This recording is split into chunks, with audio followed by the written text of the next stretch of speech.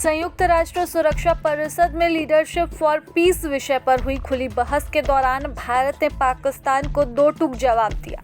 संयुक्त राष्ट्र में भारत के स्थायी प्रतिनिधि राजदूत हरीश पी ने स्पष्ट शब्दों में कहा कि जम्मू कश्मीर और लद्दाख भारत के अभिन्न और अविभाज्य अंग हैं और हमेशा रहेंगे। उन्होंने आतंकवाद के मुद्दे पर किसी भी तरह के समझौते से इनकार करते हुए पाकिस्तान पर गंभीर आरोप लगाए हैं। पाकिस्तान के प्रतिनिधि के बयान का जवाब देते हुए राजदूत हरीश पी ने कहा कि जम्मू कश्मीर और लद्दाख भारत का अभिन्न और अविभाज्य हिस्सा है। वह कहते हैं कि यह पहले भी भारत का हिस्सा था, आज भी है और हमेशा रहेगा। भारत ने स्पष्ट किया कि पाकिस्तान द्वारा इस मुद्दे को बार बार अंतर्राष्ट्रीय मंचों पर उठाना उसकी भारत विरोधी सोच को दर्शाता है।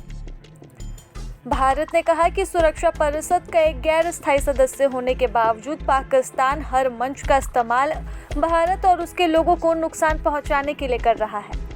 वो कहते हैं कि जो अपने विभाजनकारी राजनीति को आगे बढ़ाने के लिए संयुक्त राष्ट्र के हर मंच का दुरुपयोग करता है, उसे अपनी जिम्मेदारियों और दायित्वों को निभाने की उम्मीद नहीं की जा सकती है।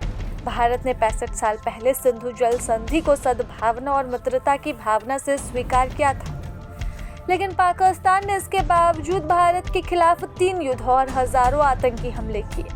भारत ने कहा कि पाकिस्तान ने दशकों तक इस संधि की भावना का उल्लंघन किया।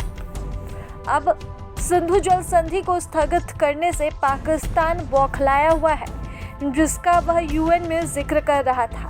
लेकिन भारतीय राजदूत हरीश पी ने पाकिस्तान को मुंहतोड़ जवाब दिया और खूब खरी खोटी सुनाई। इस दौरान उन्होंने पाकिस्तान में पूर्व प्रधानमंत्री को जेल में डालने का भी विषय उठाया और कहा कि सत्तारूढ़ राजनीतिक दल पर प्रतिबंध लगाया जाता है और सेना द्वारा संवैधानिक संशोधनों के जरिए सत्ता हथियाई जाती है, जिसमें सैन्य प्रमुख को आजीवन संरक्षण तक दे दिया जाता है। भारत ने अंत में साफ शब्दों में कह दिया कि वह पाकिस्तान प्रायोजित आतंकवाद के हर रूप और स्वरूप का पूरी ताकत से मुकाबला करेगा। It is in this backdrop that India has finally announced that the treaty will be held in abeyance until Pakistan, which is a global epicenter of terror, credibly and irrevocably ends its support for cross-border and all other forms of terrorism. Pakistan, of course, has a unique way of respecting the will of its people by jailing a prime minister, by banning the ruling political party, and by letting its armed forces engineer a constitutional coup through the 27th Amendment and giving lifetime immunity to its Chief of Defense Forces. Let me be clear. India will counter Pakistan-sponsored terrorism in all its forms and manifestations with all its might. Madam President, in closing, with abiding faith in multilateralism, India reiterates that we stand ready to contribute towards working for peace, security, and prosperity for all. I thank you, Madam President. प्रभातखबर.com, विश्वास वही, रफ्तार नहीं।